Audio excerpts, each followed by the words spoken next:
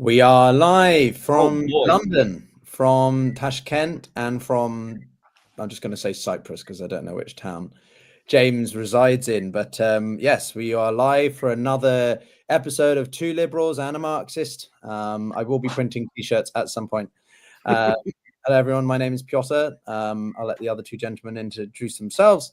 But this is our regular Sunday live stream where the three of us, of varying views, I believe. I mean, I don't know if James is a self-proclaimed liberal. I'm not. I'm not sure if Michael is a self-proclaimed Marxist, but we get together to talk about some of the recent big and dramatic developments of the past week, say couple of weeks in this case. We probably will be sticking to every 2 weeks, I think, at this point, gentlemen, just to make sure we've got a bit more to talk about. I think the primary thing we do want to talk about is also Turkey, but there's obviously issues from Israel and Gaza to, well, there's some things I'm watching in Africa, but of course, Ukraine and Russia and the bombings of the car in Moscow yesterday. But I mean, this is part of the fun of the streams. We sort of take these conversations where they organically flow. So, I mean, gentlemen, I pass to you guys who would like to kick off or introduce or take it as you wish. I'll defer to James. I had the opening salvo last time around. Okay. Oh, all right. Well, good evening all, and apologies for delays or actually starting a little bit early, depending on whose stream you're watching. I think the big news is, of course, what we've been seeing in Turkey. Maybe not quite as resonant as it was last week, but there are still huge demonstrations going on, and this is something that I have been, I've spent, well, I was about to say years, but in fact it's actually decades now studying Turkey. Fascinating country in all sorts of ways, and I often say to people when they say they work on Turkey or they watch Turkish politics, do they remember the pre-Erdogan era? Because, of course, that's going back now a quarter of a century. It really is phenomenal. And I can remember very, very clearly the night that AKP won that historic victory in November 2002, and the sense that something very dramatic had happened. And I think it's very difficult for people now who haven't really can't remember the period before to remember just how utterly chaotic Turkey was in the 1990s. That you had a military coup in 1980, and then you had most of the 1980s was spent under effective military rule. It sort of officially ended in 1983, but the military kept a very close eye on things, and then you had this chaos that sort of emerged. And I always say, if people can remember the names, True Path Party and, the Motherland Party, ANAP and DYP, that's a real sign that they've been following Turkey for a very long time. And then you had Erdogan came in, and I remember just this sort of sense that Erdogan was this character who was going to really shake things up, but the sense was very much in a positive way. That there were always real suspicions about, was he actually more Islamist than he sort of presented himself as being? But certainly in the first few years, we saw all the right comments come from Erdogan. We saw all the right moves come from him. He set EU accession as the country's number one priority, and he realized in order to do that, he needed to improve relations with neighboring Greece, and more importantly, to solve the Cyprus issue. I have to say, Cyprus is right down the agenda now. I mean, I say to people, you could solve Cyprus tomorrow, and it wouldn't actually make a big change on Turkey's EU accession prospects now, because there are so many other things that have come to the fore. But of course, when Erdogan was elected, Cyprus was the number one issue on the agenda in EU-Turkish relations. I mean, there were other things, but Cyprus was the one that everyone spoke about. And we had this sort of period of major reform, an easing up in a lot of areas. He pushed away the military. We thought very successfully, and that was cheered on by a lot of outside observers who said, look, this is actually a good thing. And then it all started to go awry. I was going to use another expression there. I held myself back. About 10 years later, And we had these Gezi Park demonstrations. And ever since then, what we have seen is this gradual, more and more authoritarian Erdogan leading up to what we've seen just now. So I think, it's been truly fascinating. Turkey is just generally a fascinating country, but it's been a fascinating period to be observing this political change. And of course, here we are now, where everyone is asking themselves, is this it now? Is this Erdogan in power until there is no more Erdogan? Or is there something else going on here? Or will people overthrow him? And I think, I remember saying, gosh, it must almost be, it must be over a decade now, in a tweet that I can't remember what it was. It was just one of many things that had happened, saying that Erdogan was as close to politically indestructible as I'd ever seen a politician. I mean, you could argue that there's, well, I mean, you were about to say sort of people like Assad and stuff, but we've seen what's happened to him. But Erdogan has just managed to survive so much and has changed Turkey in such significant ways that it's just been astounding to watch and to where we are now. So that is my rather long opening comment on what we've seen in Turkey. And it as I say, I really don't know where this is going to go now. Well, the European Union have come out and said that they urge Ankara to uphold, quote, democratic values. It's obviously, there was a huge gathering in Istanbul yesterday, organized by the opposition and associated with that Imamoglu, who I know I'm not going to say Turkish names correctly. I did visit Turkey last year, though, for a good almost month. And it was fascinating to see the history of the South. I mainly went to Antalya.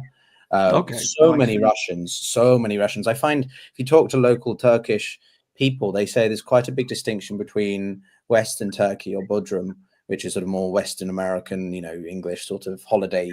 And then you've got Antalya, which is more the Russian side. But I also find Turkey fascinating as an example of, political theory in action, in the sense that I think Turkey is a quintessential example of a country that is competitively authoritative, but has been on this spectrum of, teetering between more democratic to more authoritarian. And as Erdogan has gotten older, as he's faced more opposition, it's like Hungary. He's pivoted more and more towards that centralization of power. And I was reading one article stating that they got like over 1.5 million people came to vote early on in support of Imamoglu's initial bid. I think I can't remember the exact context of the article, but like basically the Turks, who are very politically active in terms of wanting to see the end of Erdogan's tenure, are very active. But there's still a very strong stranglehold he has over the rural communities in the east, in the south, and it's sort of similar to Russia in that way. I feel like Turkey's like Russia light, because Erdogan is very appealing to the rural classes, the older generations, but the more educated, sort of internationalized communities in the cities are obviously aware of what he is. The only issue is that he hasn't centralized power as well as Putin has. He hasn't purged the entire political class of oppositions or whatever. So they still hold these sham elections, which are less shammy than Russia, but still like, and it all comes after 2016, I think. But I don't know, that's some quick reactions to your thoughts, James. Michael, you're in Russia, or well, around that area, and also actually I wanted to ask you about that, because of the unique relationship the Turkish have with the Stan states, right? Mm-hmm. And this growing Turkish sort of influence there. Mm-hmm. Where to begin? I mean, Erdogan is a tyrant. He's authoritarian. He's corrupt to the bone. He's desperate to hold on to power. I'm no fan of the man, but yet I will also state that he is the most astute leader that Turkey has had since Mustafa Kemal. And I don't think anybody is going to disagree with that. He has become much more erratic over the last couple of years. I would say over more than a decade. I agree with James, is that he comes in initially in the early 2000s as a reformer. And ultimately, in the beginning, I had thought that this would be the long-awaited and highly justified death knell for Kemalism, which had run its course. It's a type of nationalism that was, and still is, in my opinion, just completely outdated for a country like Turkey. Even though he has and continues to support more Ottoman nostalgic narratives, the use of political Islam. And of course, he taps into and continues to successfully tap into the rural Central Anatolian vote. It is the voice of Konya and Kayseri and Sivas and the Pontic region versus the cosmopolitanism of Istanbul, Izmir, Antalya, and Ankara. And yes, of course, over the last 15, 20 years, there have been major migrations from Anatolia to major urban centers like Ankara, Trebizond, and Istanbul, which has changed the electoral dynamics of the country. Whereas one could say today the last major CHP strongholds, the Kemalist strongholds, are in Izmir and Edirne, the border town with Greece. But with all of that said, Erdogan has been in power now for over 20 years. And like longtime leaders like Orban or Putin, younger generations know only him. And so they can't juxtapose what life was like prior versus where it is now. And this has been, I think, a rather successful strategy that Putin has done with Russia by playing up the memories of the chaos of the 90s and then added to that the nostalgia of what the Soviet Union was. Turkey is a different story because the economy is continuing to deteriorate. Political rights and civil liberties are increasingly violated. If I'm not mistaken, Turkey has the highest number of incarcerated journalists per capita of any country in the world. And to now suddenly issue an arrest warrant for Ekrem İmamoğlu, the current president of Istanbul and the sort of the perceived successor of whoever comes after Erdogan now, is either unbelievably bold because he can get away with it, or absolutely desperate as a one last gasp effort to not for Erdogan to hold on to power, but for the AKP, which is really what this is all about. I think most people have made their peace that Erdogan is going to be in power until like the day that he dies.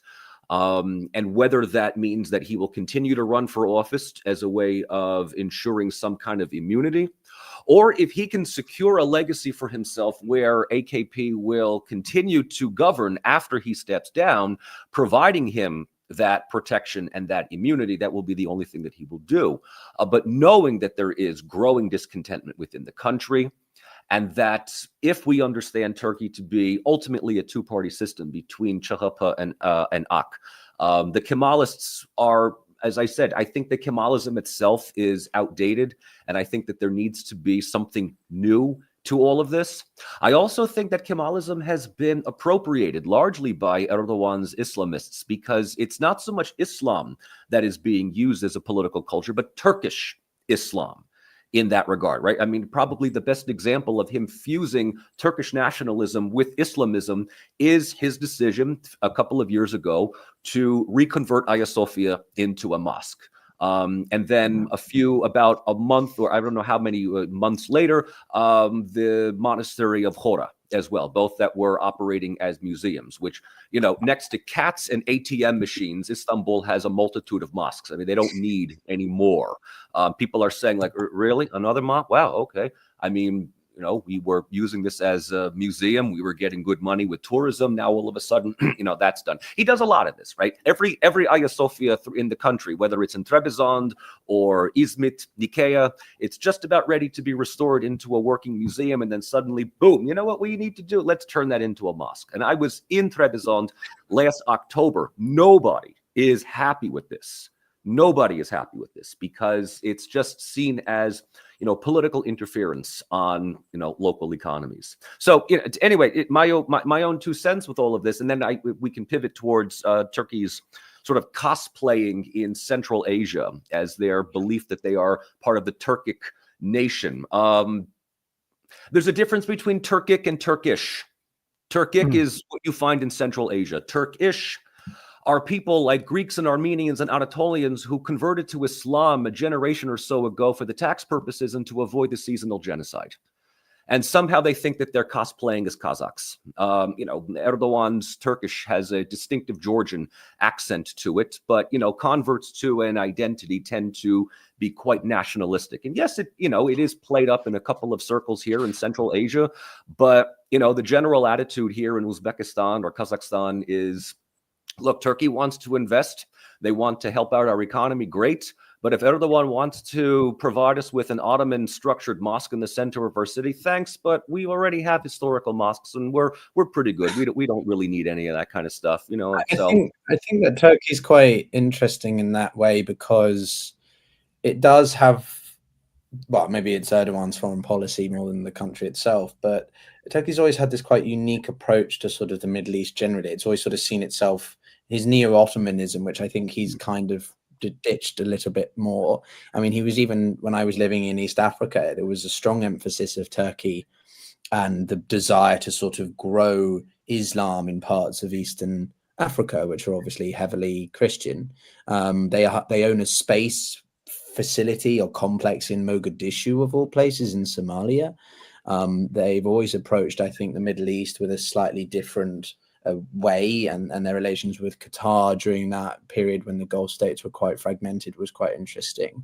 But also, as you say, through these things like the OTS or Organization of Turkic States, I think is quite, Turkey, despite the size of its economy or where it is, it does have quite a good ability to reach quite far its sphere of influence. To whether or not it's received well is one thing, but I think there's certainly no degree of opportunism from Ankara in that way. I don't know if you'd agree with that, James or Michael, but I've always been fascinated by Turkey's sort of slightly different approach to foreign policy like that. Yeah, I mean, it is a mixed bag. It's sort of the way in which the British like to think that the former empire benefited under the British, and then you just ask everyone and said, well, what do you think? And they're like, well, no, not really, but it's nice that you think that. So, I mean, I'm not exactly sure what the rest of the Middle East thinks of Turkey's neo-Ottomanism. I'm pretty certain that I'm sure that the Syrians have something different to say about that, but that's what I also wanted to was just with what's happening in Syria and stuff, and Azerbaijan and Armenia, if you touched on a couple of weeks ago. Turkey's got a lot of things going on in its near abroad right now. Right. And a lot of that can come undone. I think we talked about this in a couple of weeks ago. We said a lot of this can come undone the minute AKP is no longer in power. And right now that is riding on the physical persona of Erdogan. If he can secure a successor to the party, mission accomplished. But right now, it really seems apparent that people are waiting for change. They're done. They're done with AKP. They're done with Erdogan. It doesn't mean that there is a wide-scale uprising throughout the country. We need to understand that Erdogan still has support, but that support is waning. And the only support that he can get right now is with far-right parties like MHP, which, again, plays into this idea of Turkish nationalism, which appropriates Islam within this form of Turkish Islam. So it is very much a nationalistic element, far worse than anything coming out of the Kemalist camp at this point. One of my favorite analysts, who's actually he's on the political sort of list of terrorists, he says he just sees Erdogan as a snake oil salesman. He's just a guy who wants to sort of bribe you and just I don't know if you'd agree with that, James, but sort of no. I mean, look, it's sort of, and I'm just also looking at the comments and people saying, oh, but this is really unfair. People aren't, just all anti-Erdogan. No, listen, I was very clear to anyone who was listening from the start that I've followed Turkish politics now for over 30 years. And like many others, I was very positive about Erdogan when he was first elected. He made all the right noises and everything like that. But you've got to be completely blind to exactly what's been going on in Turkey to still believe that this modernizing figure who came to power 20 years ago is still that figure today. And there are very good reasons why people have turned against him. And I can give the whole litany of things that he's done.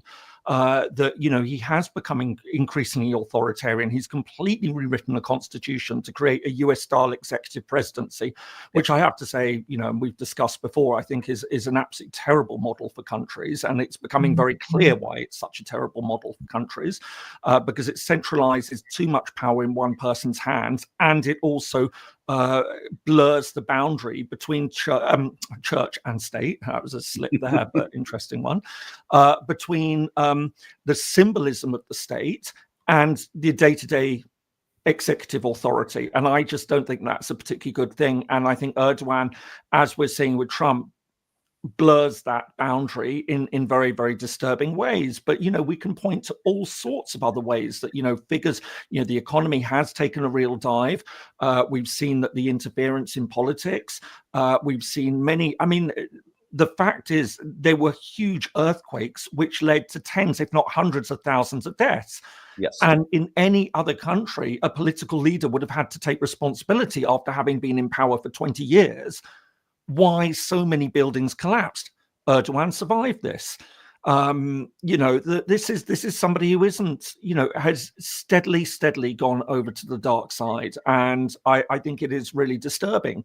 And so, you know, when people say, oh well, you know, but people are all just anti-Erdogan, yeah, but if I am sounding anti-Erdogan, it was a very, very good reason, because, as I say, so much of the promise that we had, and I remember very clearly.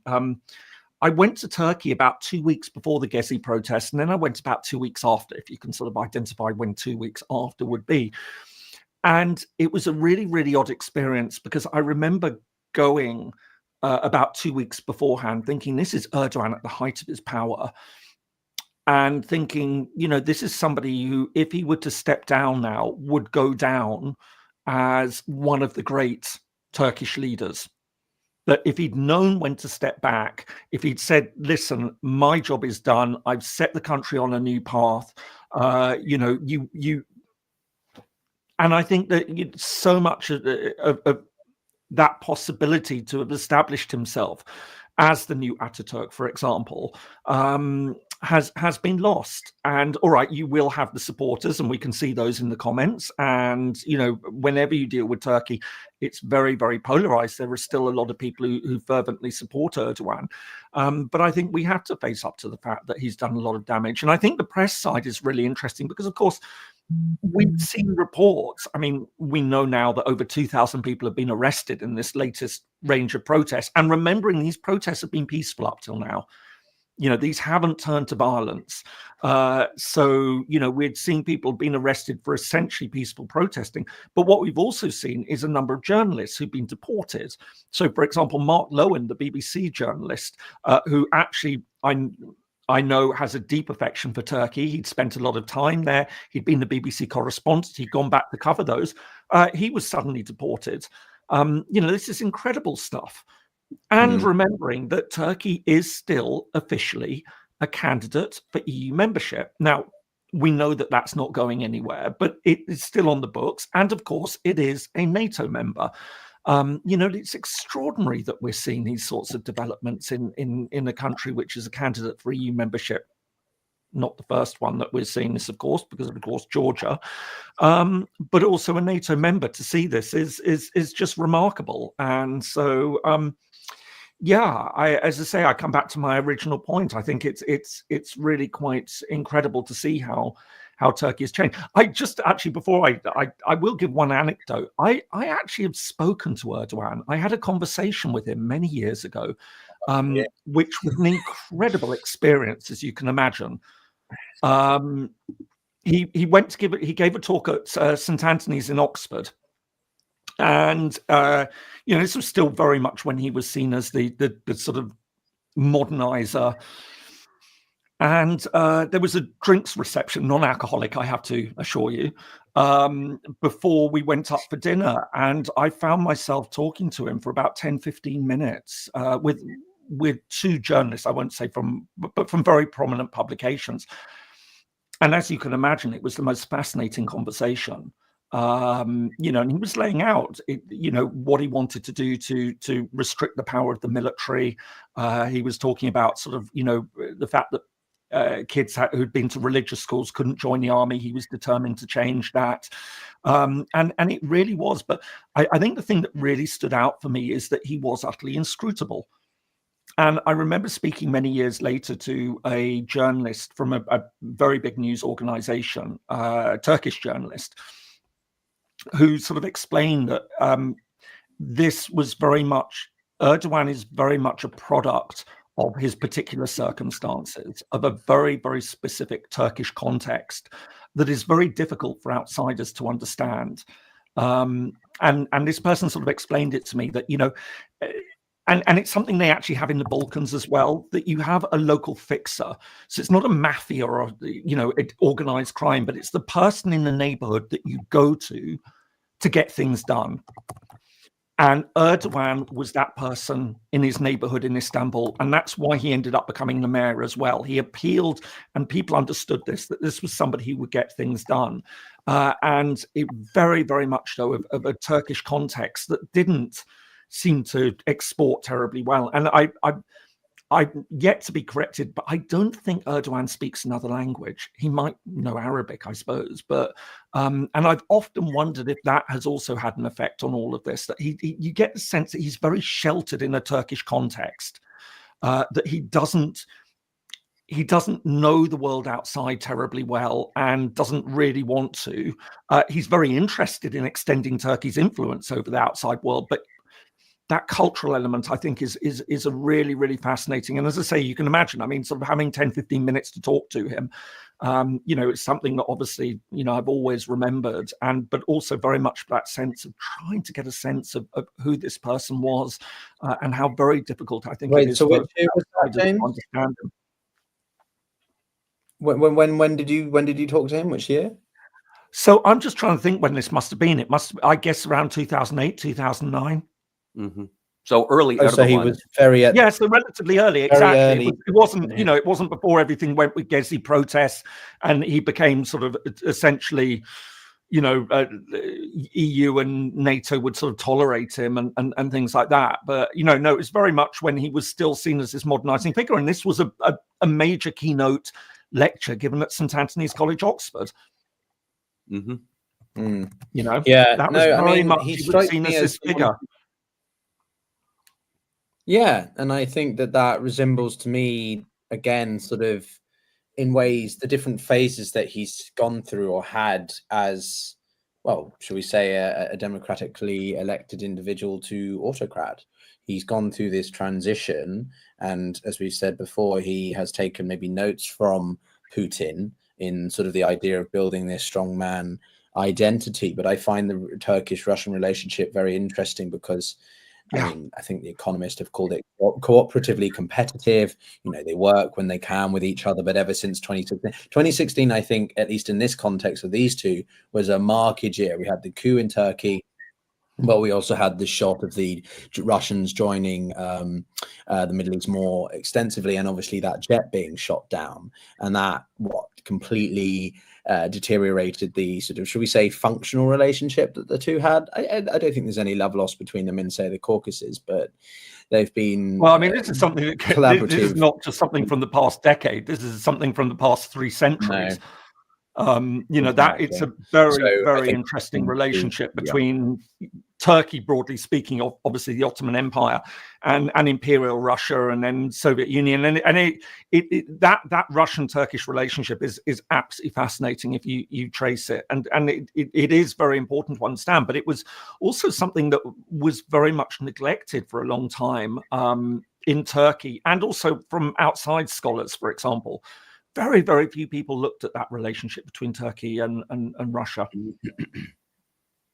No, and I think that the relationship in a foreign policy sense has been augmented by their personal relationship, or their lack of, in recent years. And the bottom point I was trying to get to is that, like Putin, who has gone through phases in terms of how his perception on reality has changed, his paranoia has increased, especially after the car bomb yesterday, or whatever the heck it was, right? The same, you can say, has gone with Erdogan, in that he had his first phase where he was modernizing, he was a reformer, and then as the 2010s began to evolve, he began to regress, and then the coup happened, and the whole thing has gone backwards, and he's completely unraveled all the progress that he made, arguably speaking. And then, of course, there is the relationship with, I think, the EU, as you said.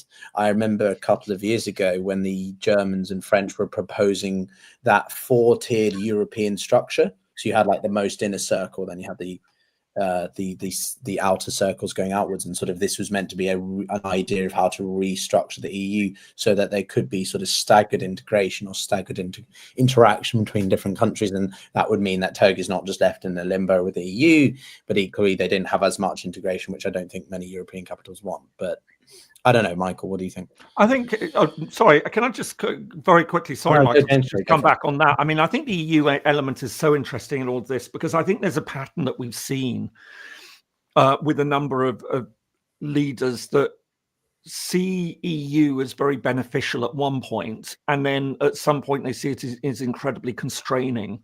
And Orban, for example, is a really good example of this. But he's in, Hungary's in the EU and things. But I'm always reminded as well of Gruevski in what is now North Macedonia, who came into power as this real modernizing figure, and then got a little bit too much taste for power, and then realized that actually the EU became the biggest impediment to his being able to retain control, and so started to turn against it, but knew that it would be electorally incredibly unpopular to make the entire break. So it became a fascinating way of remaining in power, not having the EU suspend anything, but making sure that it doesn't go forward, and it doesn't, it becomes this really odd dance that we see. Well, I think it's a fascinating one. For me, I think it's a perfect illustration of just how effective Turkey is, or Erdogan is, at doing so much more than you might initially think from a country like Turkey, right? The amount of funding they've had from the European Union by stemming the flow of migrants after the migration crisis. I was in Greece. I was in Cyprus during that period doing some humanitarian work, and so I saw firsthand sort of the way that the Turkish influence was, even if it might not be there in physical terms, there was just like, what is Turkey doing to influence the flow of migrants coming from Syria, particularly obviously in that 2015-16 period. So yeah, Turkey, and it's, if you've ever read, is it Tim Marshall's book, Prisoners of Geography? Fantastic piece of literature from a British writer. For people who are watching, I highly recommend it. And he just breaks down very much why geography itself is such a core component of anything geopolitical. And Turkey is the prime example of this, because they are just, well, their location couldn't be better in terms of how much they can control or command, at least involvement in diplomatic and economic and strategic discussion. But anyway, sorry, Michael, I know you're itching to probably jump in. I mean, there's a number of angles that we can do. I mean, Turkey has, especially under Erdogan, been successful in playing one other card, one other very important foreign policy card, and that is Turkey is neither East nor West, but they can be both, and they like to play both sides. I think that's why he's a fantastic snake oil salesman. He'll be Putin's friend one day, and then he'll run to the rescue of Zelensky the next. The relationship between Erdogan and Putin, I think, is one of begrudging respect. They see each other not as friends, but they see each other as regional partners, regional negotiators, more than anything else. Colleagues or something, more like associates, like a business terminology or something like that. Yeah, I mean, look, when you've been in business, Putin's been in power for 25 years. Erdogan has been in power now for what, about 23, a little bit less than that. So a thing or two. You become familiar with each other. Certainly, it is not the same type of congenial level that we have between Putin and Xi Jinping. Putin certainly puts much more respect and deference to China than to Turkey. But it is something, right? It is something that the EU is still looking at in light of the impending peace agreements, ceasefire arrangements surrounding Ukraine.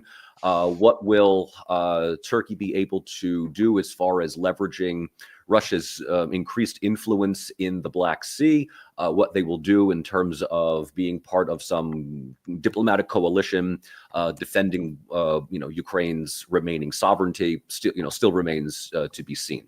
But I think also this stems beyond Erdogan. This isn't something that is unique to him or his party, which goes again to the big issue here, and that is the arrest of Imamoglu on bogus charges of some kind of academic fraud, some type of corruption. I mean, what political actor in Turkey today has not been engaged in some form of academic fraud or any of the other things that was leveled against Imamoglu?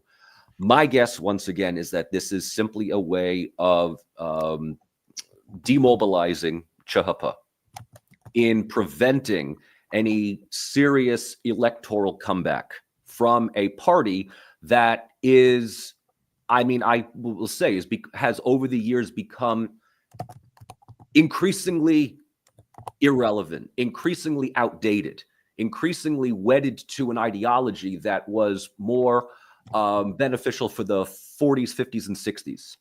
But because Turkey is largely a two-party system, even though there's other political parties out there, but the likelihood of, HDP or MHP or any of these being elected is few and far between. It's either CHP or AK.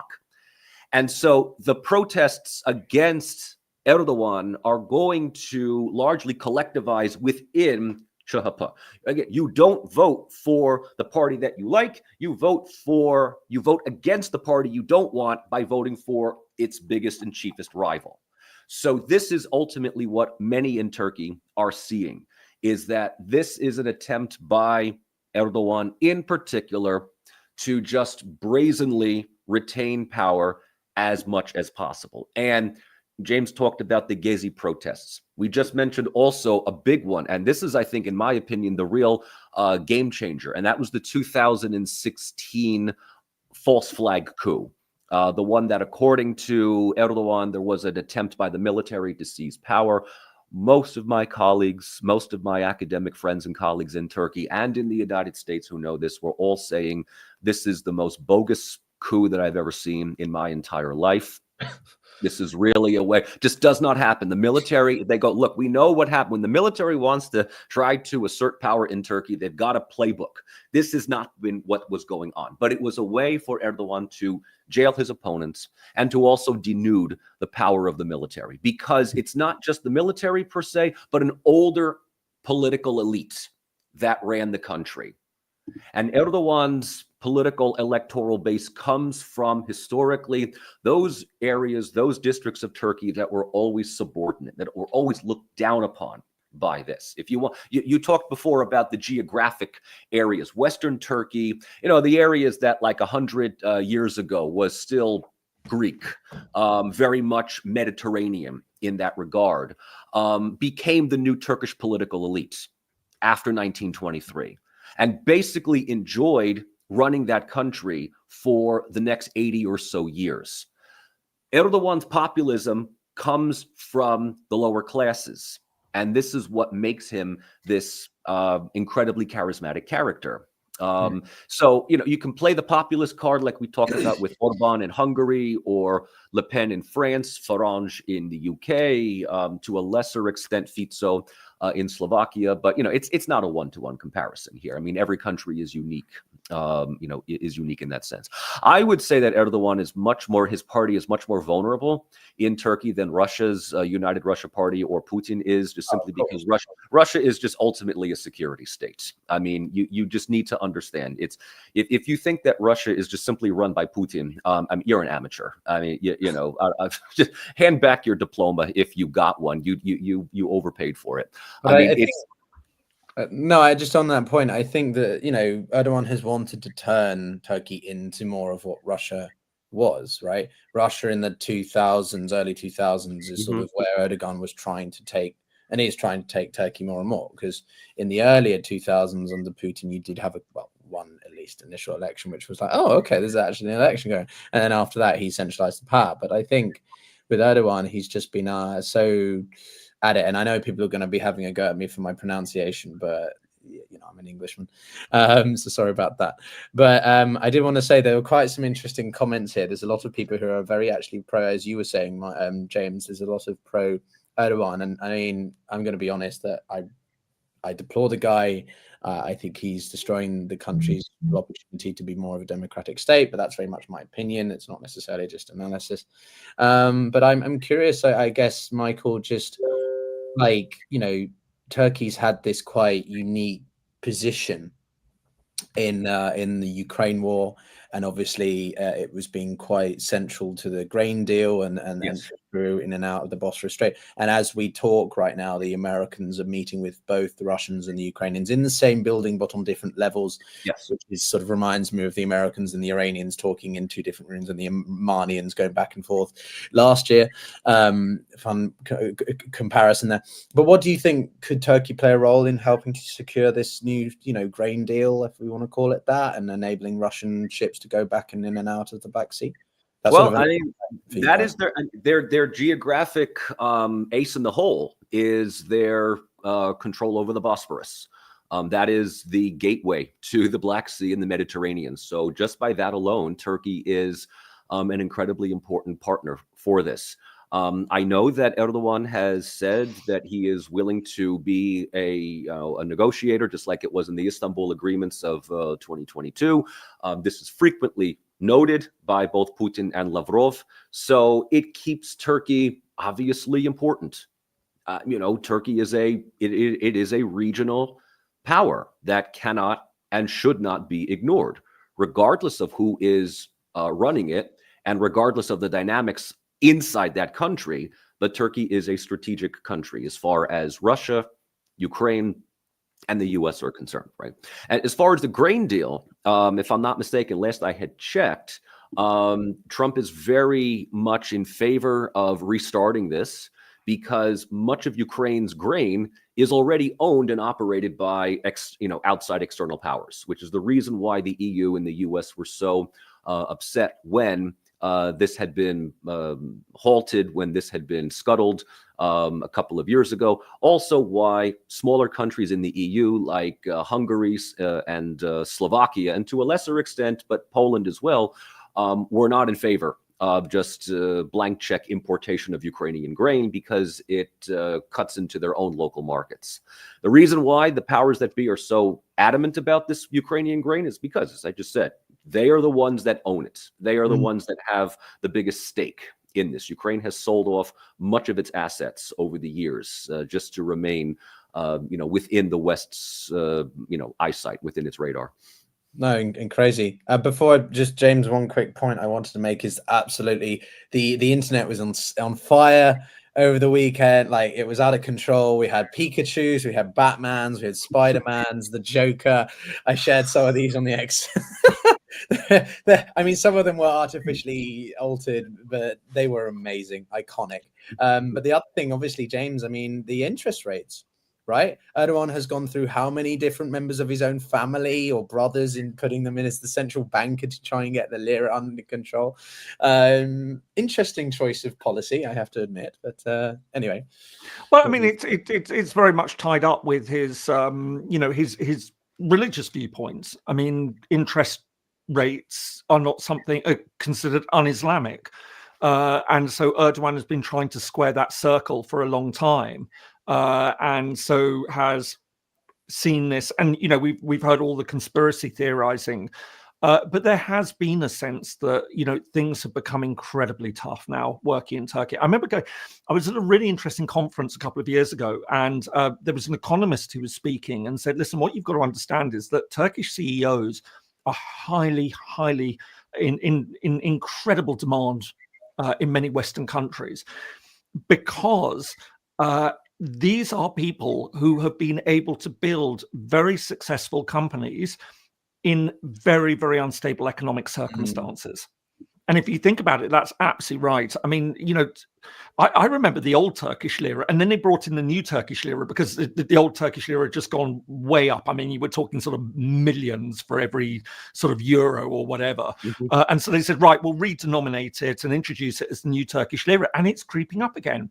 It is just not holding that stability, and this is a perennial problem that Turkey faces. But what's been really interesting, in some ways, it's a little reminiscent of Italy for many decades. That what it meant is that you had these business leaders who were forged in the fire of very, very uncertain economics, and were incredibly good. But what this economist was saying, which I found fascinating, is saying it had got to a level now that business community said, listen, we can't manage it anymore. This is getting too much for us now, which I think was a really, really interesting sign. But I mean, the takeaway from this conference, which was almost 2 years ago, was to say that Turkey's economy was imminently going to collapse. And here we are. I mean, it's a bad economic situation, but it hasn't imploded in quite the same way. And so this is a country which still continues onwards. It's like Russia in that regard, no? Because they're both have proven to be somewhat resilient in that regard. Like the policies haven't been as death-defying as we were told. People are saying the West is overdoing it, and both the Turkish and Russian economies. I find myself comparing these two. Obviously, their circumstances, context are very different. But it's interesting to make those sort of comparisons. Exactly. Yeah. I think Turkey, as I say, the underlying factors are obviously very, very different in all sorts of ways. But you're right. There is this sort of sense: are these going to implode? And we've seen a lot of comments about what's going to happen with Russia. And I'm not going to start off. Okay. Before I want to ask you guys another question, but people were asking me what I was talking about, so I was sharing the screen. This is what I'm talking about. I don't think all these guys are here. I definitely don't. Yeah. No, yeah, this one. I'm standing on the. Yeah, this one's a little doctored, but the video of Pikachu being chased by the gendarme, that's absolutely we true. have this somewhere. Yeah, this is my and on this note, everybody here we go, everybody. So there's Pikachu running around. That's the one. Yeah, quality stuff. Unfortunately, he was running away from people who were tear gassing him. But yeah, and obviously, guys, I mean, this is my Twitter, but do follow the two gentlemen if you don't. It's good to step outside of your comfort zone and support each other's work. We are varied. If we do even call ourselves two liberals and a Marxist, we have varying viewpoints on things. So it's nice to have, I think, conversations outside of echo chambers. So we encourage you to support us and our communities. But anyway, I guess the question I had for both of you was sort of like, so where do we go from here then, right? This was obviously in the build up for Imamoglu's sort of presidential campaign for, is it 2028? That's still quite a way off though. So sort of to be undertaking such actions, 3 years ahead of the election itself, it seems a little bit premature, doesn't it? Or I don't really want to. I think it was very much so the JHP were about to Republican People's Party I have to sort of check myself because there's a JHP here in Cyprus. So it's like, okay, yeah, I am talking, not Republican Turkish Party. Republican People's Party is the Turkish one. JHP they were just on the verge of selecting Imamoglu as their presidential candidate. That's why Erdogan had to step in when he did, because even though the election is 3 years out, once you've got that candidate in place, and then you can put all the energy into sort of building them up, this then forces the party onto the back foot, of course, because even if it's to sort of select another candidate, you don't want the unseemly sight of just saying, right, okay, he's been banged up, so this is our next candidate. They've got to sort of say, right, okay, how are we going to get him out? What are we going to do? So it was deliberately designed to put the main opposition and the leading contender on the back foot, or just completely push them out of the political scene altogether, which so that rather explains why it seems a bit odd that 2028 is the date. But of course, the other thing that I think it's really important to mention in all of this is that there's a lot of speculation that Erdogan wants to change the constitution again. So he's at the moment barred from running for a third term. As effectively, Turkey changed to a presidential system, and then it was confirmed and he was elected. So this, you could already argue, is his third term, is a third term, but he would say, no, the clock was restarted. Yes. And then he was elected once, he's elected twice. He's now got to step down in 2028. But there's talk that he wants to try and change the constitution. The trouble is he doesn't have the votes at the moment. But lo and behold, he's now entered into a peace process with the Kurds, which many feel is maybe his attempt to try and change the electoral maths in his favor, although it does seem quite difficult if you look at the parliamentary structure as to how he would still get those votes. I do want to get people involved as well in the comments. So if you have a comment, then, well, a question, but like this one is a good point, right? It's not only about also removing his own limited constitutional limitations, but also preventing Imamoglu, because they said that he didn't have a degree and then therefore he can't run to be a president. That's it. Stripping him was a very clear act. So it's both ways. It's removing the limitations on himself whilst imposing more on his primal candidate, so that he can't. So there's literally no alternative to Erdogan, because from what I remember in the presidential last couple of years ago, which we covered extensively on the channel, there was a lot of emphasis about I forget the name of the candidate who ran against him. But it was not so much that Erdogan was doing a great job of actually leading the country, because they also had the earthquake, remember, which hit Turkey and Syria appallingly hard. But it was because the opposition parties were in such disarray. It was basically like he was the least bad option because he came off as the most competent still, because the opposition couldn't settle on their candidate early enough. And that's, to your point, James, I think why they're really trying to get behind this singular guy early on, and therefore they're coming out with these new tactics to try to strip him of any legitimacy. But anyway, it was very clearly that this was the thinking behind it, that they wanted to, and as I say, stripping him of the degree. But the fact that he was arrested the next day. But of course, Erdogan has said, listen, the arrest, nothing to do with me. This is, you're impugning the Turkish judicial system by saying that I had a hand in it. But the convenient timing, literally 3 or 4 days before this big party congress, which was going to choose. And if I remember rightly, he was running unopposed as well, so it was a shoe-in. It was a coronation, really. This is a typical tactic in hybrid regimes, which is demobilize your opposition and look for ways to make it difficult for them to gain a footing. So, if you can, Peter, you can go back to that comment just beforehand, because it was the name of the other Kemal Kılıçdaroğlu. Kemal Kılıçdaroğlu. He was the one that ran against Erdogan about 2 years ago, and it was up until election day it was a nail biter. But there were a couple of things that he had said that had sort of weakened the party's position, and Erdogan was able to come out. I should also point out that the comment that was beforehand about you have to have a law degree to be president, if the username is who I think it is, yes, one of my former students and now a good friend of mine. So if it is Stephen Aracic, good for you. Good to know that you're listening in on all of us here. Yes, I think I know that. Yes, Stephen's. That's awesome. He's a good friend. Michael's former student. Good evening. How old is this student, or how young are you, Michael? Why have you got? It is him. It's confirmed. Yeah. Yes, it is. Yes, no, it's way back we're going way back in the day. He's was easily one of my top five. One of my top five in the 20+ years that I've been teaching. So as long as it's not sort of like American school kids and you're sleeping with these students, Michael. Sorry, I had to go there, but all right. Well, that just took a weird turn. Yeah. Wow. Okay. No. Anyways, okay. Where I was I? Oh yeah, it's think about hybrid regime tactics, and so the understanding of keeping CHP off foot, either trying to figure out how we get him out of jail, or do we now pivot towards Kılıçdaroğlu, who is not as popular as Imamoglu, is one thing.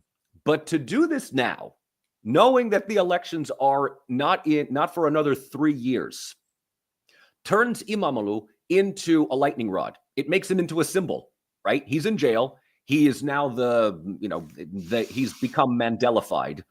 He's become someone who is now potentially going to be a symbol of resistance against Erdogan's government.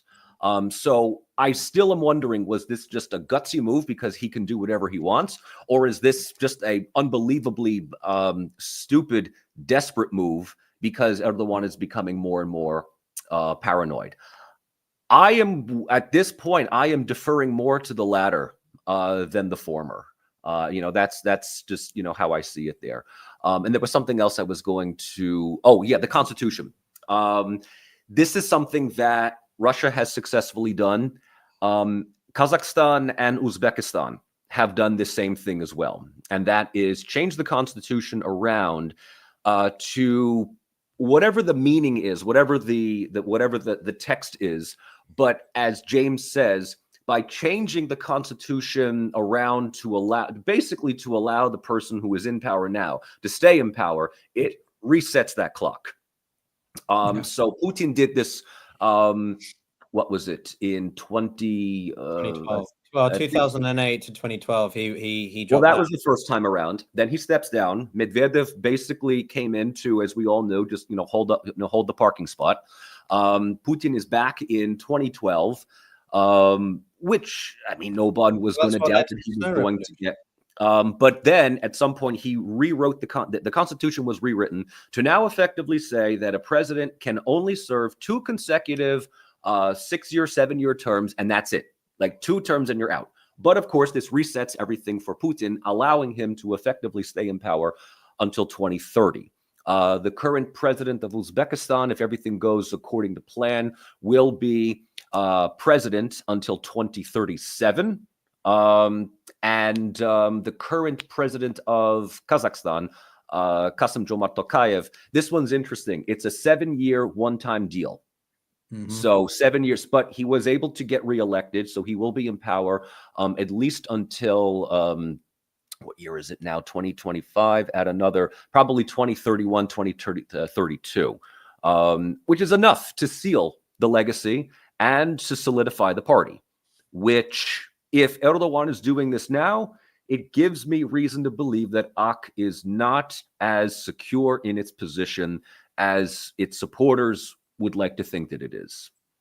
Well, I was going to say one thing to your broader comment before, which is that I think, it becomes almost a sense of inevitability, really. The more that the individual who runs the country becomes paranoid, or the more they sense that the wars are creeping in on them, the more paranoid they get and the more they try to centralize that control. But to such a point there by which, well, there'll be backlash, right? There's only so far Putin can go in trying to centralize the power even more, right? He's really began to accelerate shit up since the end of last year, I think, middle of last year, and well, you could argue before, maybe with the Wagner mutiny, but it's the same with Erdogan, right? The more that people try to challenge him, the more he has to take another step to encroach on the individual liberties and political freedoms of literally evicting a journalist from the country. That's a new one for me, for someone who's been there for years, right? And it's pretty stark. There's not really any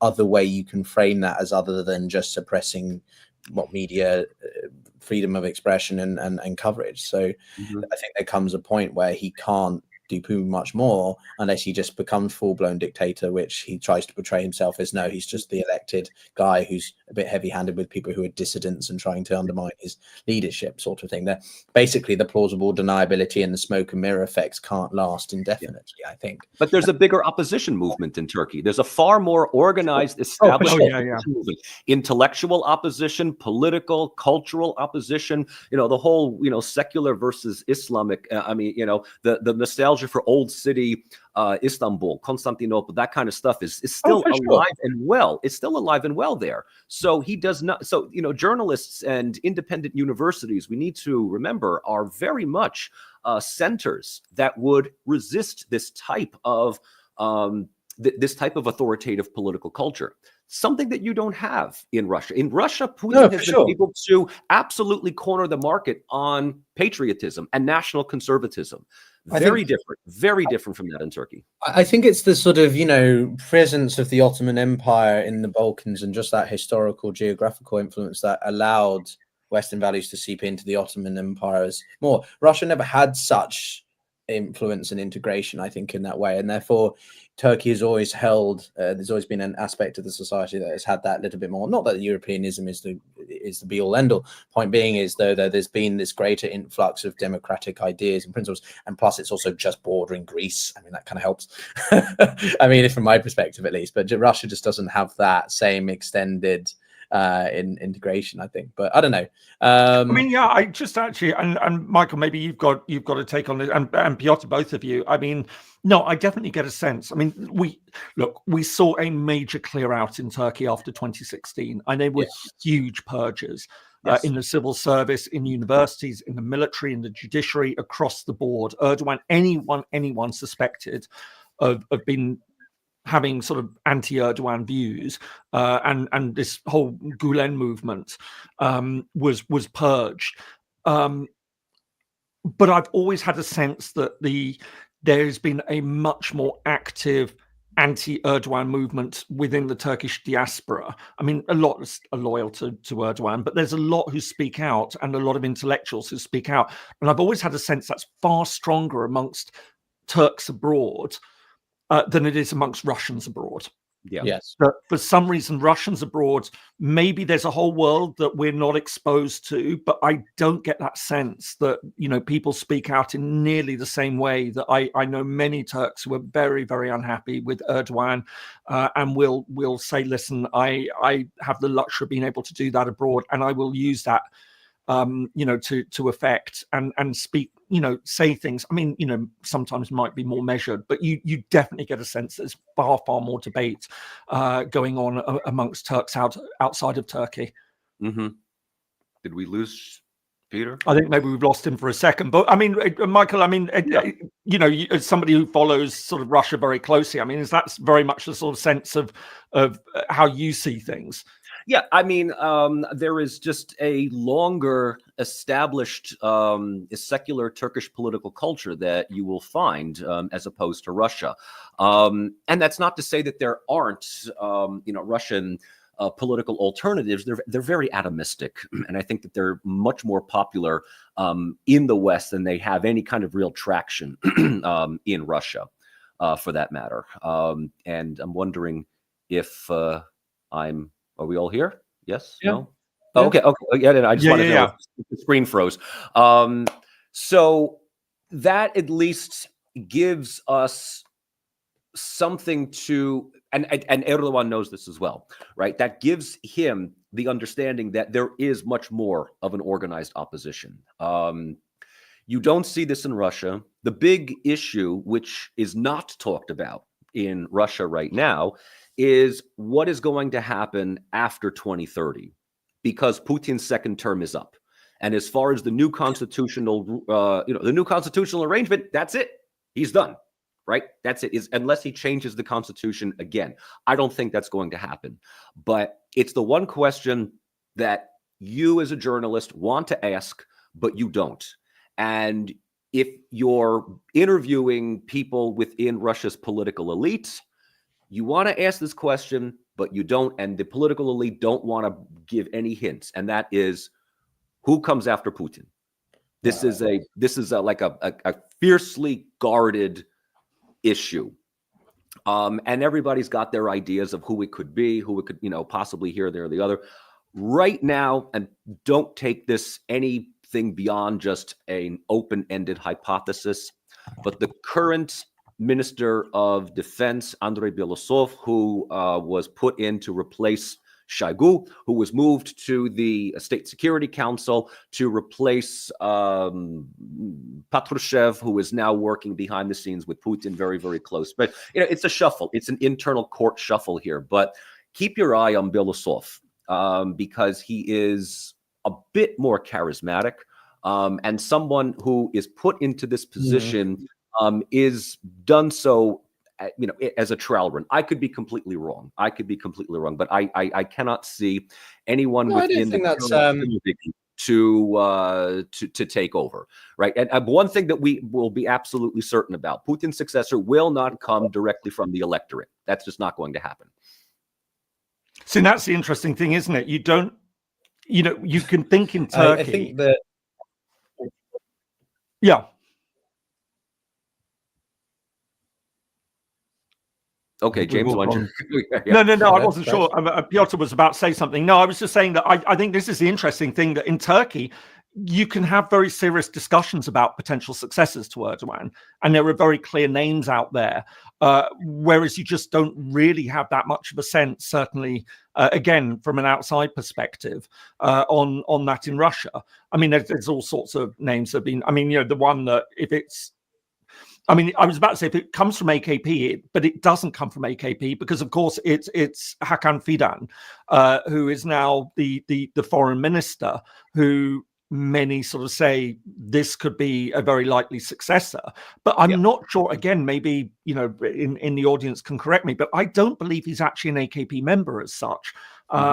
He's somebody, I found him very interesting for a long time, because he is really trusted by Erdogan.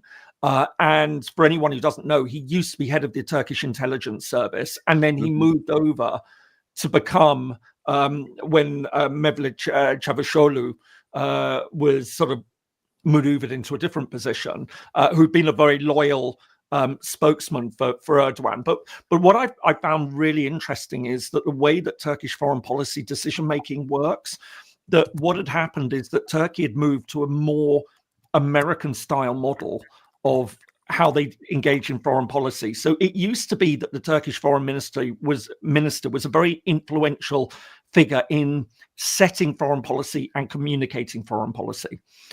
And then you move to a much more American system. So for anyone who, it's a bit of a crude generalization, and this is why it's been sort of quite interesting talking about, Waltz in America this past week, is that in America, foreign policy, a lot of the foreign policy thinking goes in via the NSA, or the National Security Council, National Security Advisor. President decides, and then it gets fed out via State Department. It's a bit crude. It's a bit more complex than that, but it works in a slightly different way than I think many of us are used to. So, for example, in the UK, the Foreign Office is very much about setting foreign policy. The Prime Minister will make a final decision, but it's much more all encapsulated. Turkey moved more to that other system, and Çavuşoğlu was somebody who really represented Turkish foreign policy, but you didn't really get a sense that he would make a lot of it. Whereas Fidan, and another chap called Ibrahim Kalin, who now has taken over from Fidan as head of the intelligence service, were those people who were very close to Erdogan, that were really working with Erdogan to shape foreign policy. So the fact that Erdogan's put Fidan in such a public position has really returned a lot of power to the foreign ministry, that I think had been missing under Çavuşoğlu. So it's a very, very interesting, it's made Fidan much more front and center. People who followed Turkey knew who he was. Head of MIT or MIT was a very senior figure, but not one that tended to be terribly well known outside of Turkey. And so putting him in that role and knowing that this is somebody that Erdogan trusts, I think has been a really, really interesting development, and says a lot. So I think there's a lot who are looking at him as a potential. And then obviously you've got within the political parties and things like that. So it's a much more open discussion, I think, in Turkey. It's actually a conversation to be had in Turkey, unlike Russia. I mean, coming from the country and having I find myself naturally drawn to the Russian communities anyway here in Petrograd or Londongrad, in that you just sort of end up talking to people, they recognize your name, you end up meeting Russians. And there is, just to go back to the original question you had before, James, about sort of the willingness of the should we say diaspora to speak out. There isn't really one. There are Russians that do, but most of the time the Russians that do are either Western educated or has some partial Western influence. A girl that I'm currently seeing is, she's born in Russia, but she grew up in Canada. She went to protests, but she is Russian by full-blown black background. And I find it incredibly unlikely that you're going to see Russians are, I mean, there are Russians that decided to flee. Obviously, the 1-2 million that fled to Georgia in the end of 2022 after the partial mobilization was drafted. But the likelihood that it's going to be against sort of, shall we say, intellectuals of Turkish origin, nowhere near the same comparison. And I think that there is that influence of Europe again. I mean, greater integration in certain areas in terms of trade, maybe between Turkey and Europe than there is in Russia. But also, is there not is there not a fear? Well, of course there is. Of course there is the undisputed fear. I mean, but I also think that it's difficult because even I think the nuance in Russia is perhaps a little bit less understood in the sense of my father, for example, right? He's got a PhD, very educated. He spent 20 years in England, but he doesn't like Zelensky, and he has a lot of criticism for the West. So he's quite conventional in that interpretation, but he is abhorrently opposed to Putin and wants the country to have alternative forms of leadership. So there are Russians that I think are a mix in that they're not like all out about West and supportive, but neither are they supportive of Putin. It's sort of a blend. Yeah. They're not, and they're anti-war, but they're not pro-Putin or whatever, right? It's no, they're not anti. Yeah. So it's, and I think maybe it's not as nuanced in Turkey. I'm not sure. I'm not as much of an expert, but I definitely think because Putin has done such an effective job, and this brings me to the other point you were talking about in terms of successes, Michael. I can't talk to successes of Turkey, but someone I always felt was sort of someone suitable was Nikolai Patrushev, but he's effectively the same age. And I do think that Borisov is a good shout, actually, because, and this is the broader point, which is sort of the Turkish element, which is that I think that because Putin has done such a good job, they're not looking to replace him with someone who has similar ideas to Putin. They're literally just someone looking for a technocrat kind of guy who will carry out Putin's ideological approach. Right, he's just a handler of Putinism, unlike in Turkey, where they want someone who will adopt Erdogan, but maybe blend it in their own slight way. Right, that slight degree of greater openness has meant that you get leaders who allow a slight interpretation, versus in Russia it's just Putin, but it's carried out by a different bunch of people. Right? That's interesting, Pyotr, because that would, and sorry to jump in, but that actually is really interesting, because to my mind, and again, look, I mean, this is, so I worked on Turkey for 30 years. I mean, this is a country that I've been to many times. I've been fascinated in it. It's a very, very interesting country in all sorts of ways, and I've worked on its political history and things. I would say, to my mind, that it's far easier to identify an ideological base to Erdogan than it is to Putin. So you say somebody who would adhere to Putinism. I don't quite know what that means. But I feel much more comfortable being able to say what an ideological successor to Erdogan would look like. Maybe all I'm trying to say is that Putin has centralized power so much that it's more about continuing his legacy interpretation, largely speaking, than it is someone else who's aligned to Erdogan but might make slight adjustments here and there. It's not as, you know what I mean? Let me jump in on this, because with Turkey, it's clearly defined by the political party. In Russia, it's defined by the security state, which happens to have a political party. It is not as either or like you have in Turkey. In Russia, and this is how I've come to regard this, and this really solidified this. What was it, about a year ago with the whole Prigozhin incident? Is that Russia is effectively run like a mafia and an empire. And I'm not being snarky. I'm not being overtly critical or pro-West. I'm just simply calling it what it is, in that a mafia is run by a group of people behind the scenes who make all the decisions. It's a council, and that is the Siloviki, as far as Russia is concerned, of which Putin is one would say, the chairman of the board. Alongside that, you have Patrushev, you have Narishkin, Shoigu, Lavrov, Ivanov, Shechin, among others. These are the people that run the country behind the scenes. These are the ones that are wedded to, if you want to say, like, what is Putinism? I would say it's not so much Putinism, but this term sovereign democracy, which who came up with that term? Vladislav Surkov, sometime in the early 2000s. Putin doesn't use the term all that much. Lavrov doesn't use the term that much, but it's effectively the idea that in order for Russia to be strong, it needs to have full sovereign control over its destiny, economic control, political, military, what have you. Hence the reason why sanctions are seen in Russia as the sanctions are seen as a great opportunity for economic self-sufficiency, right?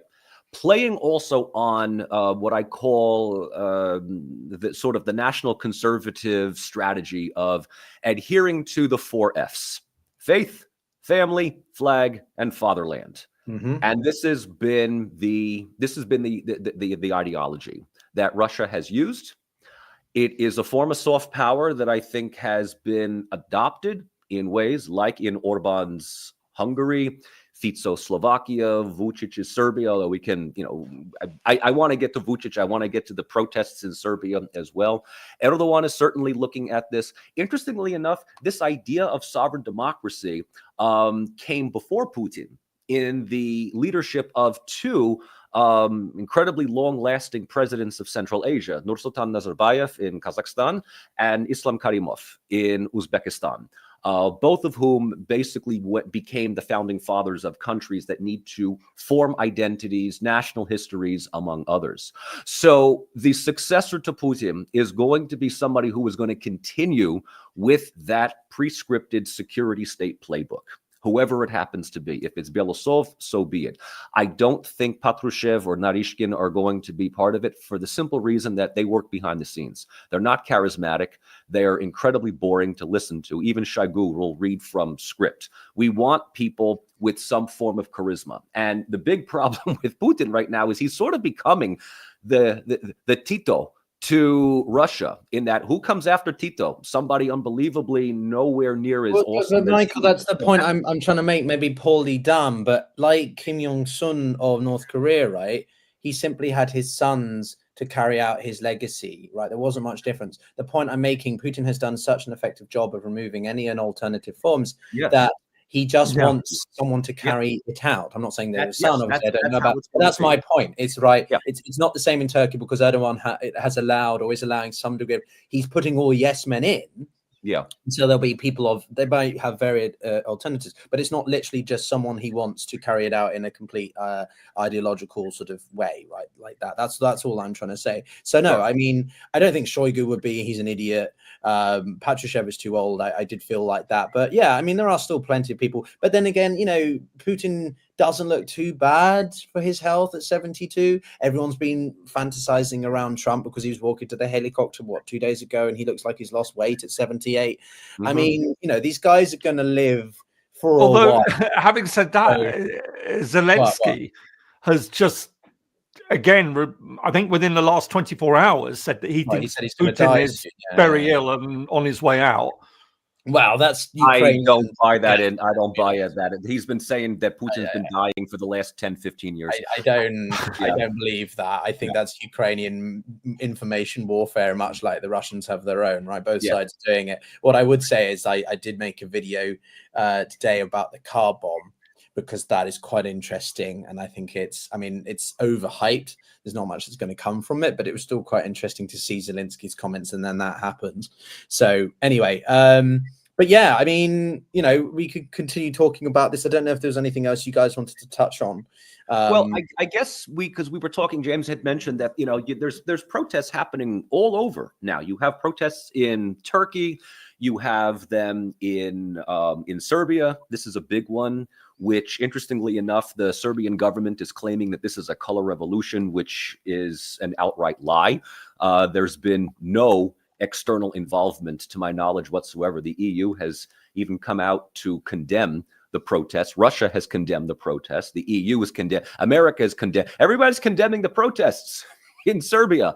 And the students who are leading the charge are doing a phenomenal job doing 2 things: A, keeping outside influence out, and B, not allowing the laughable political opposition to even remotely capitalize on this.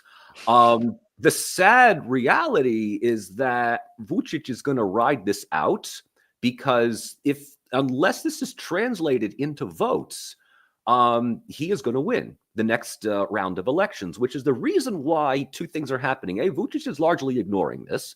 And B, the students are, and it's not just the student. I mean, it's just it's a growing collectivity in Serbia who are just they've had enough of Vučić. They've had enough of the Serbian Progressive Party. Are you serious? Do you think there's a revolution without outside influence? I just wanted to spice it up a little bit. It's not so much it's just a general sense of, you know what, we've had enough. I mean, we have just had enough of just the level of corruption. But no, I mean, unless James is holding his tongue. I mean, I don't know. I'm just thinking. I think Michael's making excellent points. I think my look of skepticism is just simply that you've got mass protests against Vučić. Michael's absolutely right. They've kept the opposition at arm's length. And they've kept outside elements to arm's length, which in some ways I think is really unfortunate and probably actually not doing them a lot of good, in the sense that they're not sending out the message that we want to get rid of Vučić because we want to get EU accession back on the track, which I think might offer more of a message that outsiders could get onto. And there are a worrying number, for example, of Russian flags and Kosovo, yes, Serbia, sort of in the demonstrations, enough to make a lot of Europeans very nervous about what this could mean, and there is all the theory that, Europe actually finds it much easier to deal with Vučić. And I think that's very right in all sorts of ways. But I think it's this sort of strange thing that these protests are oddly depoliticized. And as Michael said, they're not translating into trying to win votes. What they're saying is that we are so fed up with the political system that we just don't want to engage at all with any politicians. We want to sweep away everything, and we want an entirely new political system. Well, if I can ask you a couple of questions on this, then, because I've been focused on Turkey, I've been focused on Ukraine, and so much of Trump. And the signal chatter from last week, which was just hilarious, but also terrifying, which was that sort of, I've always found Serbia fascinating under Vučić, because Vučić is sort of, I mean, the word that comes to mind for both him, and to bring it back to our main focus this afternoon, Turkey, is hedging. Both try to hedge, I think, quite well in terms of Western and non-Western interests. Vučić, I mean, that's sort of my first question is for you guys is, do you agree with such a sentiment? Not really. Vučić is quite, I don't really know what to make of him sometimes. He sounds like he's sort of quite keen to deepen relations with the West, or at least improve them. And then at other times he's like, saying all sorts of things that the Russians will fully get on board with. I never really know what to make of Serbia under Vučić. And also, just to add one last point before I trigger everyone on the Kosovo-Serbia aspect, but obviously Pristina's actions in the past several months have been objectively annoying NATO. They have been pissing off Western support, provocative statements, whatever, right? I'm not taking sides in this. I'm just trying to summarize the highly contentious and sensitive situation. But Vučić has sort of not gotten too involved in that and seems to have come out all right. I don't know if you guys have any thoughts on these sorts of themes, but I find it pretty... Florian Bieber, I don't know if he coined the term, but I know that he uses the term. He calls people like Vučić a stabilitocrat. And it's again, we make words up just to I've always felt it's far more uncomfortable than it's not my favorite term. I mean, I understand where they're coming from, but it's unwieldy. But it's that it's like hedging. It's a way of selling yourself to the West, selling yourself to the diplomatic circle outside, that you're the one that is holding all of this stuff together, that you're going to be the one making all of the major decisions, and the other, because the alternative is, if it's not me, then it's some crazy nationalist. If it's not Fidesz, it's Jobbik. If it's not AKP, it's NHP. If it's not these guys, it's the crazies. It's something like that, right? And the EU, for better or for worse, has been taking the bait, right? They've been taking the bait. They see Vučić as either the best that Serbia has to offer, or they quietly acknowledge that there is no opposition. I mean, the opposition has been just completely atomized within Serbia. And it's less to do with Vučić suppressing the opposition than it is ordinary Serbs looking at the opposition and saying, you guys have had your fun in the sun. You screwed up. You're ridiculously corrupt. We just do not want any of Borko Stefanovic, any of these guys. We don't, Boris Tadic, we don't want you. Which, as far as Vučić is concerned, is saying, this is my ace. This is great. Fantastic. They're pissed off. But what are they going to do when it comes to the election? They're going to sit home, or they're going to write in, all sorts of, flowery, poetic Serbian words that, whatever, and that basically is, I mean, look, I'm reading for my comparative class on Marxism, capitalism, and nationalism. This week we're doing Antonio Gramsci.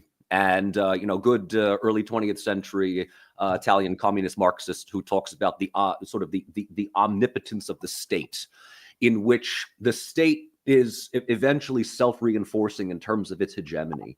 So if you're working within an electoral democratic system, a structural electoral democratic system, which what Serbia is, and there is clear revulsion against the current government, that is step one. Okay, the current government is in trouble. But if the protests openly say we're just simply angry and we don't have any we don't have any organized opposition, and this kind of thing, it's like Leninism kind of allows Marxism to work, because you need organization, you need leadership, and they're not doing it. So as far as Vučić is concerned, let them protest. It's good for publicity because it shows me that I'm allowing freedom of speech to happen. Although every so often there's always going to be some scuttle and some idiot car drivers going to run into the crowd, or we hear things about sound wave cannons or whatever it is, right? But other than that, I mean, he is going to just simply ignore, continue to meet with heads of state, with EU officials, and he's good. He's in good with the Trump administration, which is very slowly, I think the goal here is to get them to be more sympathetic to Serbia's case in Kosovo. Does not help the Albanian side one bit that Albin Kurti is an impudent. No, he's an ideologue. Whatever. This is where James and I are going to compete over, who can come up with the worst words for Kurti. But no, I mean, he's absolutely just, he's an awful little human being. But this is working in Vučić's favor. And so I guess the point with all of this is that you can have mass protests across the country every single day, but unless this translates into organized electoral opposition. And Michael, I think you actually also touch on another problem, which I somebody who's sort of worked on the Balkans for many years as well, it's always been a really big problem that I've found in the Balkans, and we're seeing it in Serbia, is there's no concept of evidence-driven policymaking. The opposition just exists to say we hate the government, early elections.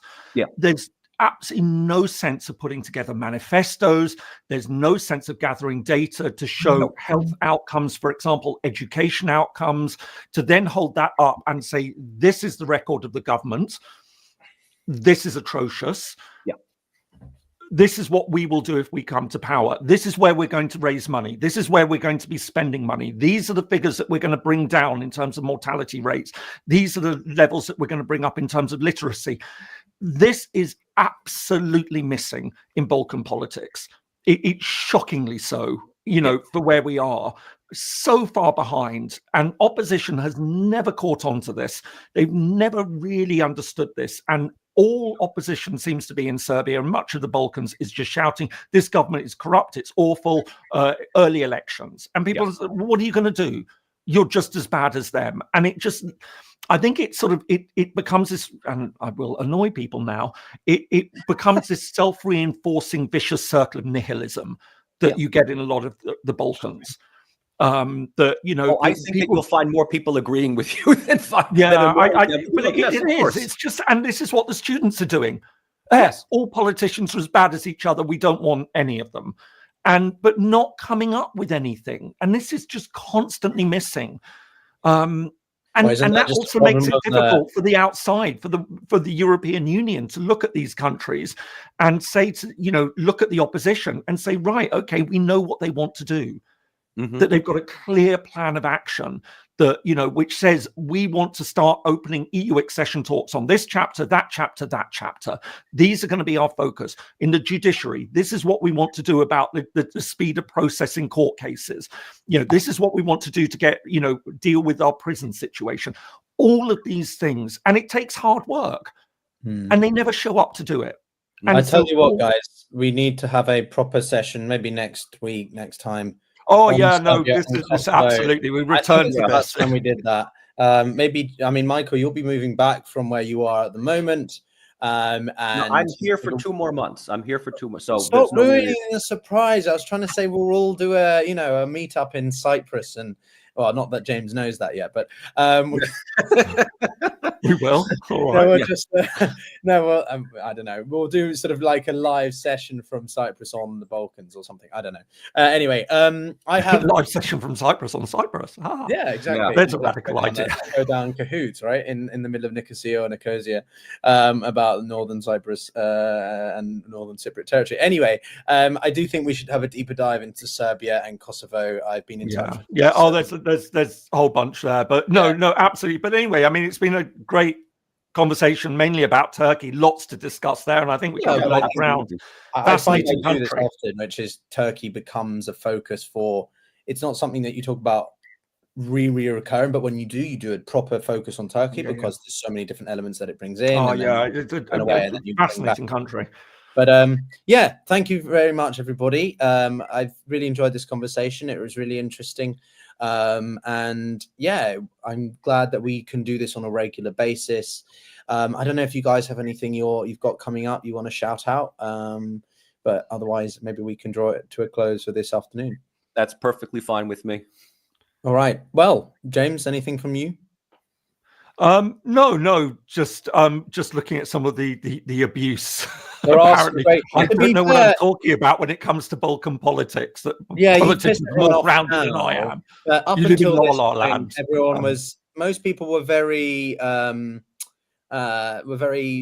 pleasant, and Lee Patterson wants us to do a discussion on the US and Israel moving to strike Iran. I'm not sure they are going to directly strike Iran. I know what the X is saying. And speaking of X, some of you were commenting, where can we follow? So this is James's handle, James Kerlindsey, at James Kerlindsey on X. This is Michael's Rossi Sai. I'm on Blue Sky now, by the way. And James is on Blue Sky. My Twitter. And this is mine, in case you want to follow me. Mine's just P Curzin. But also do obviously subscribe and support us on YouTube and Blue Sky and everywhere. And James has started doing podcasts, which is exciting. I'm doing more. Starting to do more interviews and things. So yeah. If anyone's interested in why China's siege strategy of Taiwan might not work, I'm going to give a plug to this week's Friday's video. So that's the latest thing that I've tackled. I have a video coming out on why the world's newest country might be on the brink of civil war. So which one? Oh gosh, right, South Sudan. You have to watch the video to find out, James. That's the point of these deliberately ambiguous titles. It makes you go, most recent translation I did was yesterday, 2 days ago, where Putin had come up with the idea of putting Ukraine under temporary UN administration. So primary source material. It sounds. Well, yes. He stopped actually shooting and breaking the ceasefire that he so wishes. Anyway, everybody, thank you very much. Thank you very much from to Turkey, from everyone around the world. James Kerlindsey, Michael Rossi, two liberals and a Marxist. We are out, and we'll see you all next time.